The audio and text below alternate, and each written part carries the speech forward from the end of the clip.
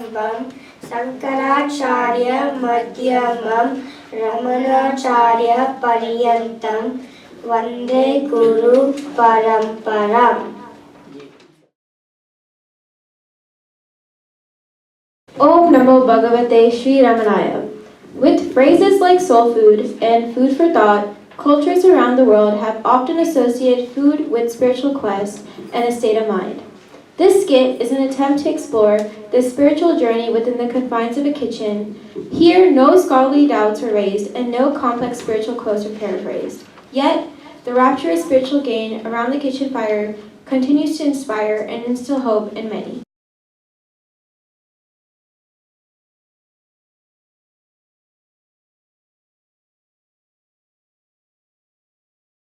Arunachala Shiva, Arunachala Shiva, Arunachala Shiva, Arunachala.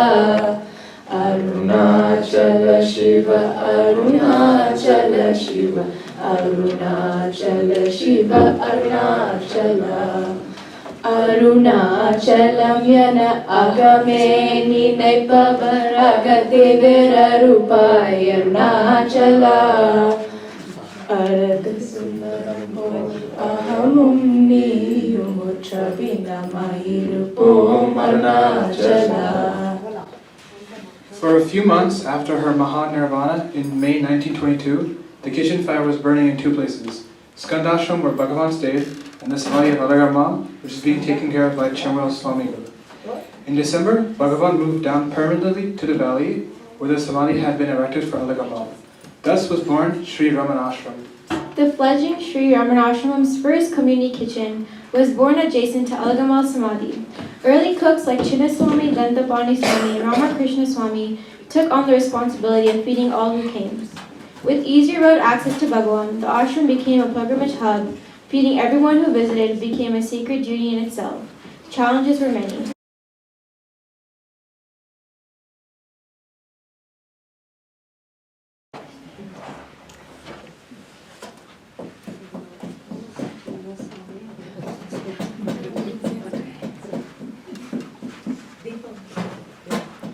At times they lacked supplies, and at other times they lacked manpower. On festive days, both were stretched thin. Yet through this service, feeding devotees became an act of devotion, a sadhana in itself. Thus the humble yet profound tradition of food service that Sri Ramanashram sustains this day.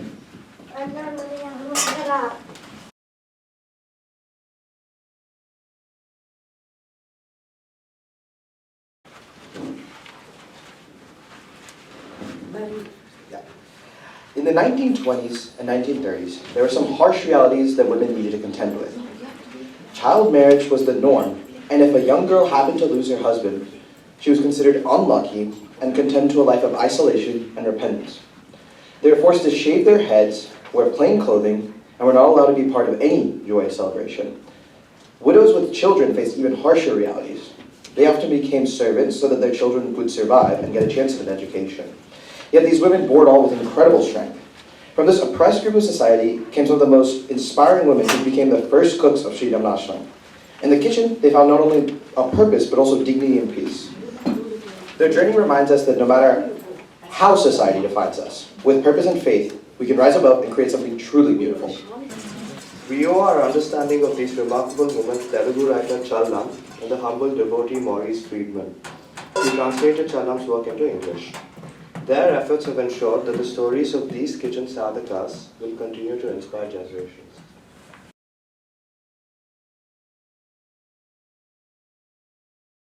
Shantamal hails from Ramanathapuram, a town that is dear to all Bhagavan devotees because it is also the hometown of poet sage Muruganar. She was probably just a couple of years older than Bhagavan.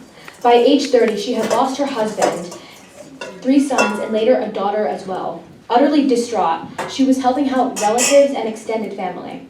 One day, she was overcome with despair. Is this all there is to my life? Cooking for random relatives? My husband is gone, my children are gone. What purpose do I have left? That moment was a turning point. She embarked on a pilgrimage to Ramaneshwaram, convinced that a life of service for the Guru is what she wanted. She returned to Ramanathapuram in search of a guru to serve. She heard of Muruganar on his quest. She met him at his house and saw a picture of Bhagavan. She was intrigued. After describing Bhagavan briefly, he gave her a copy of Ramana Stuti Panchakam and encouraged her to go to Tiruvannamalai. Shantamal, Shantamal. Bhagwan, this is Shantamal. She's from my hometown, Ramanathapuram. I know her quite well. Ask her to find out if there's such thing as the mind. If there is, ask her to describe it. Don't you see? You've been initiated into self-inquiry. The purpose of my life is fulfilled. Today, I am blessed. Please grant that my mind troubles me no more. Oh, how do you know this song? Muruganar gave me a copy. Okay, take this. After staying for 40 days, Shantama left the ashram with a new sense of purpose, but her heart became connected to Bhagavan's presence. Soon, destiny brought her back, not just to stay, but to become the first lead cook of the Ramanashram. Shantama, this looks so clean. You did a great job. Bhagavan, we have no way to store provisions. Very soon there'll be spills and the floors will get sticky all over again. It is very difficult to keep this place organized. You'll get what you need. Just wait. I brought some containers for this busy kitchen. Look, you got your containers. Thank you, Bhagavan. Come, Shantama, let's prepare the meal together. Bhagavan, there's a lot of snake gourd. The fastest way to cook it will be to let it cook, then drain the water, and then add spices. Let it cook slowly in its water. It is better for your health. Listen to it as it cooks.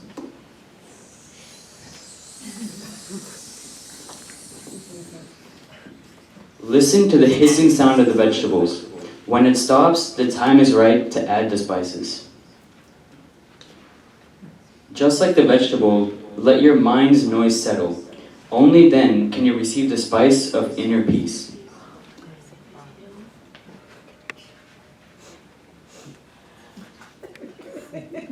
Do you hope to earn grace through potato curry?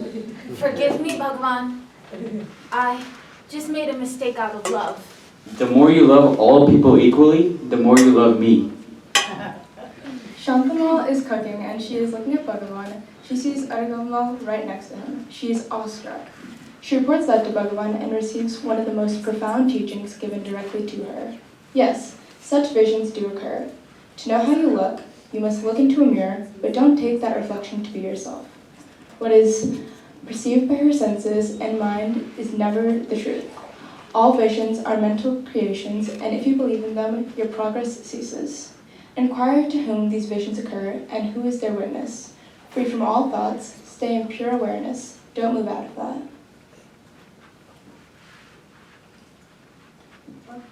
I'm leaving, Bhagavan. How lucky they are to stay close to you. Please think of me. Grace is always there, and distance does not matter. The only thing that creates distance is ego. Abandon that, and grace will guide you unasked. Remember, even though the frog lives near the lotus, it is the bee that gathers the honey. Bhagavan, can you please repeat that? Remember, even though the frog lives near the lotus, it is the bee that gathers honey.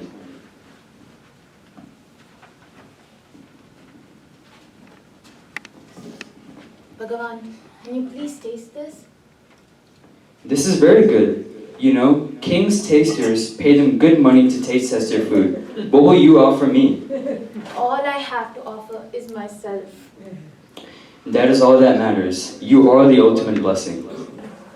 Shantamal, once a victim of personal loss and great agony, became a beacon of service and surrender. In Bhagavan's kitchen, she found not only her purpose, but the path to spiritual fulfillment.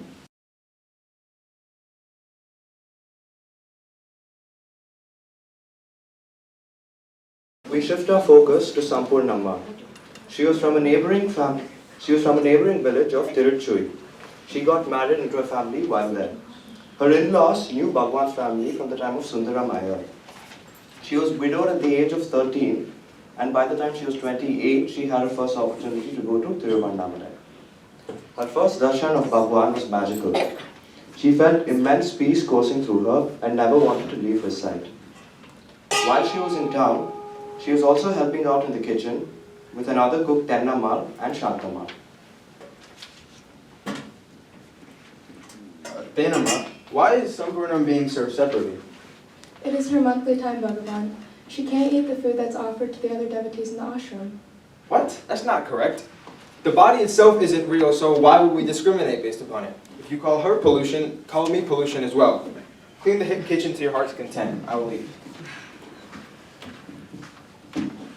As Bhagavan's grace would have it, Sampurnama returned a year later, and that was when Shantamal needed to take a short break. And Sampurnama was requested to serve by Bhagavan. Overjoyed, she accepted. Boisterous and talkative, Sampurnama had no qualms about arguing with Bhagavan. Sampurnam, when you cook, you need to make sure you put a lid on top of the vegetables. It's actually the same with the mind. You need to put a lid on it and let it simmer. Only then does man become food fit enough for God to eat. Bhagavan, can you please repeat that again? Only then does man become food fit enough for God to eat. We are well aware that Bhagwan hated wasting. He would pick up even a grain of rice or mustard seed, dust it and put it in the proper place. When asked why so strict, he said, "This is my father Arunachala's property. I have to protect it and pass it on to his children." What a great lesson in conservation. It's another famous episode that illustrates that. Sampurnam, here, take these brinjal sticks with lentils and let's make a chutney out of it. But Bhagavan, it will take forever to cook. Can we just give up? No, look, patience. Give me the ladle, and let me stir a little. Go get some water and come back.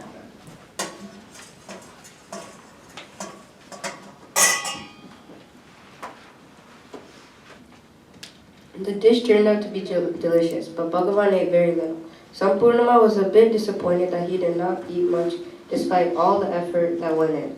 And the next day he made a comment at breakfast that spoke directly to Sampurnama.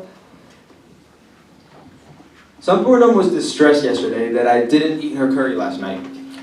And honestly, I can't see why that would matter. Doesn't she know that everyone who eats is me?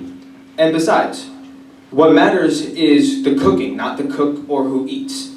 End of the day, the work that is done must be done well, and it must be done well with love and affection. What happens after that doesn't matter because it is out of our control. Sampurnam, where did you go? I missed you at lunch last night. I thought you wanted to go on Girivalam. Yes, Bhagavan. I went to Girivalam. I met one other lady at Adi Annamalai, and we spent time together, chatted a bit, and had lunch. Perhaps that's why it must have gotten late. That's good. I was worried about you. I thought you got lost along the way. Your love is all that is enough to me, Bhagavan. Sampurnama's life, filled with service and love, was a reflection of Bhagwan's teachings. Through the kitchen, she learned not only to nourish the body, but also purify the mind and soul. Her heart, full of devotion, remained forever bound to Bhagwan. And when the time came, she too attained his holy feet. We were not able to glean a whole lot of information about Dec, making some educated guesses. We believe she was also widowed when she was young and took to serving sadhus and ashrams. She seemed to have traveled one place to another and provided service wherever she went. While in Tiruvannamalai, she was an active kitchen helper.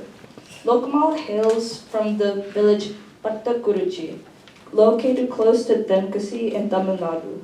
Lokamal was a young widow who had a spiritual bent from a very young age. Tenamal frequently came to this village, and Lokamal became her friend. She started talking about Bhagavan and his peaceful presence in Tiruvannamalai. With Bhagavan's presence, you will find peace. The entire ashram is filled with it. When he looks at you, all your fears and doubts will melt away. Oh, Tennamal, I wish I could visit the ashram. Brother, please let me go. No, sister, please. It's not safe for you to travel alone. I will think about it. Disappointed, Lokamal went to sleep and dreamed of Bhagavan calling her. She got her chance when a group of pilgrims chose to take her to Tiruvannamalai. Come, let's go to Arunachala together. Is this the Lokamal that Tennamal often speaks of? Yes, Bhagavan. Oh, good, you have come. Come with me, I'll show you around.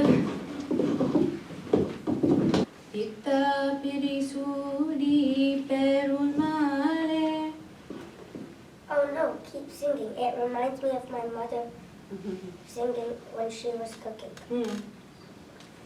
Lokamal spent a few weeks and soon joined Sampurnamal and Shantamal in the kitchen. Her brother sent a sack of parboiled rice as a token of appreciation. Until then, the typical breakfast was porridge or upma. For the first time in the kitchen, idlis were made and they became an instant hit. Lokamal went back to her village and returned soon after to live permanently in Tiruvannamalai at the feet of her guru. Her brother started sending regular shipments of parboiled rice to the ashram, and the famous ashram idli tradition took to its strong roots. Yes, Lokamal's arrival in the ashram changed the morning traditions of Sri Ramanashram forever. She lived well into her 90s in Ramana Nagar, enjoying the bliss of Bhagavan's presence until her last breath.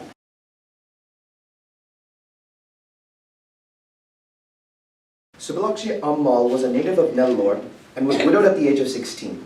In her late teen years, she was on a pilgrimage with a group of women and had a glimpse of Bhagwan at Virupaksha cave. She felt he was the embodiment of Lord Arunachala himself and felt immense peace. The women were lamenting about all their hardships, including her young widowhood, but she stood transfixed and consumed by his holy presence. Such a young widow, Subbalakshmi. All happens by the will of the Almighty. Subbalakshmi went back to Nellore, and over some time, this experience with Bhagavan faded away. She became very devoted to Kashi Vishwanath and observed straight austerities and followed all orthodox rituals and norms and rested her spiritual validation. After a few years, she came back to Tiruvannamalai and sat in the presence of Bhagavan, and once again, immense peace coursed through her. Let's tune into their conversation. What is Atma? Is it the limitless either of space or the awareness that witnesses it? To remain without thinking, this is Atma, and that Atma is itself Atma. Subbu, help us in the kitchen. There is much to do. Oh no! This kitchen has no orthodox rules. They serve leftovers. They serve food to all, irrespective of class and time of month. You widows eat everything with no restriction. Food wastage is worse than all these rituals and norms. As long as you identify with this limited body, you will suffer all these differences. Subbalakshmi, inquire who you truly are. I notice you haven't eaten today. Yes, I am fasting. You didn't eat yesterday either. I read somewhere that he who wants to know himself and yet pays attention to his body is like a man who trusts a crocodile to help him cross a river. It does not mean you starve. Eat in moderation. Don't torture your body. What you read only means not giving more than what's needed. Subbalakshmi's views were slowly getting challenged and her spiritual path was getting clearer. But she still felt tormented by the amount of chores and activities that she had to do. Getting tired of working in the kitchen, she was on the verge of leaving the ashram. There's endless work in the kitchen. I want to go somewhere quiet, Bhagavan. Your hands may work, but your mind can stay still. You are that which never moves. Realize that, and work will not be a strain. As long as you think you are the body and work is done by you, life will be an endless toil. It is the mind that toils, not the body. Even if the body keeps quiet, will the mind? Even in sleep, the mind is busy with dreams. The implication of this advice goes way beyond the kitchen. We owe this restless devotee for mining this gem for Bhagavan. Subbalakshmi Ammal stayed back. Premises are full of joyful recollections of great lessons that she learned while serving in the kitchen of Sri Ramanashram. There is a truly transformative incident that begs our attention. A devotee brought a new bell to be used for the Aarti ceremony. And after trying its sound in different ways, Bhagavan said, God wants us to make a fire of our past deeds and burn our karma dead. But these people burn a penny's worth of camphor and hope to please the Almighty. Do they believe that they can get something for nothing? They don't want to bend to God. They want God to bend to them. In their greed, they would swallow God, but they would not let him swallow them. The only offering worthy of the Lord is to clear the mind of thoughts and remain steady in the presence of self. For a person who was steeped in ritualistic tradition, hearing and internalizing this made a radical paradigm shift. These were simple women, pretty much outcasts of society. They stayed chained at Bhagavan's feet because of his benevolent love. They felt safe, respected, needed, and miraculously each one of them made great strides in their spiritual attainment through implicit service and surrender. We choose our presentation with the words of Sivalakshmi Amma, remember her, the one who resented the kitchen chores the most. Whoever has not experienced the ecstasy of grinding, the rapture of cooking, the joy of serving idlis to his devotees in a state when the mind is in the heart and the heart is in him, and he is in the work, does not know how much bliss a human heart contains.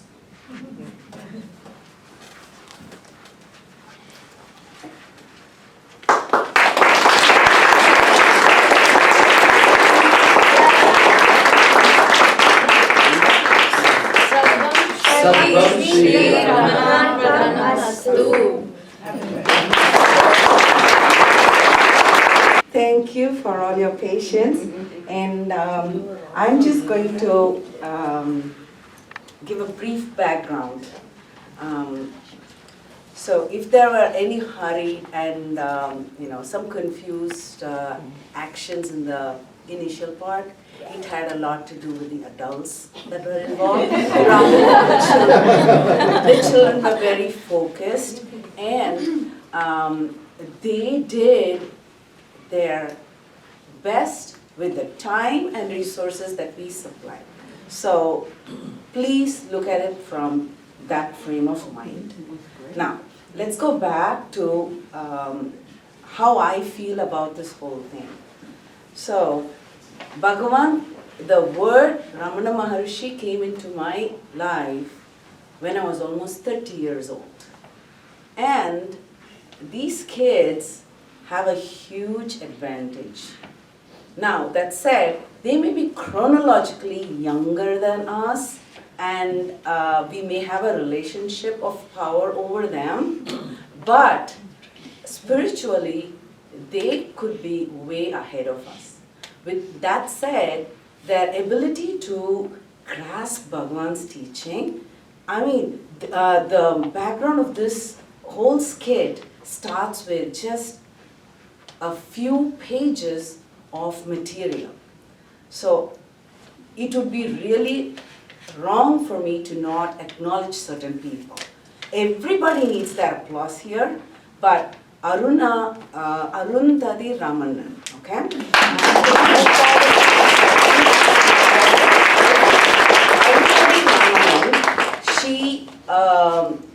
She came for the satsang where we discussed about the cooks. And the thought crossed, hey, this would make for a good skit. And then I approached her. I asked her, hey, can you make it into a skit?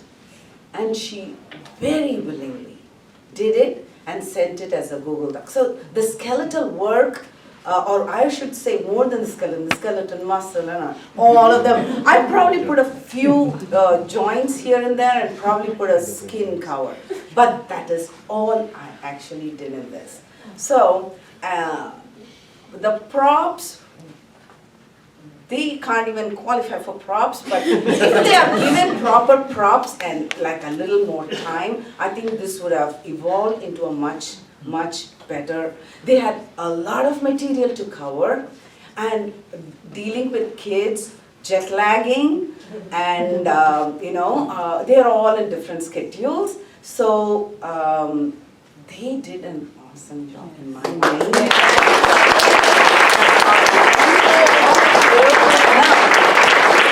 The next step, each one of them, starting from Arijit and Ramana, come over here, okay? Arijit, Ramana, and then Skanda, Neha, Sai, Karis, Jai Kanish, Rishabha, Arundhati, Anu, Tejas, Ananya, Vidya, Advait. Vikram, Advait, and Abhinav, okay? So all of them are all on a journey. And I want us to take a moment to pray for them. They all have their struggles. And I want all of us to take a moment to pray for their success. And that's all we can do. Okay? And in spirit, there are a few kids that were supposed to be here, and the parents were sick, so they couldn't come. So I want you all to remember Adrit and Niket. And of course, Varsha, she did the Aragammal shrine part and a few other things. So I want all of you all to remember them and pray for them.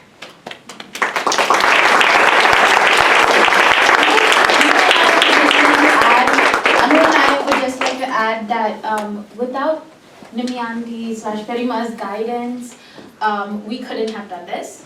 She wrote a beautiful narrative for us and really took the time out of all her busy schedule, because we all know how busy everybody has been during this retreat.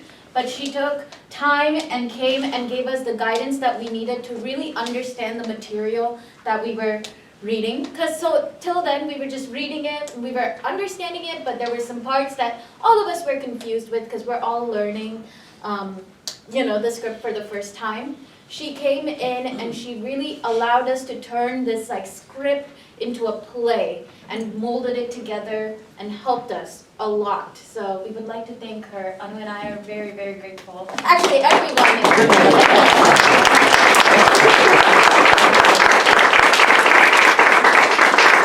And you can be on the center of the stage.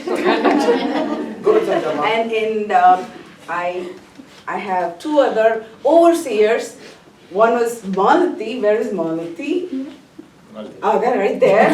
Okay, and of course, I wouldn't have done anything without Lavanya today. Okay, so it took a lot of people. I know it did not. There was a lot of hitches, but I think the main teaching of Bhagavan came through. Yes.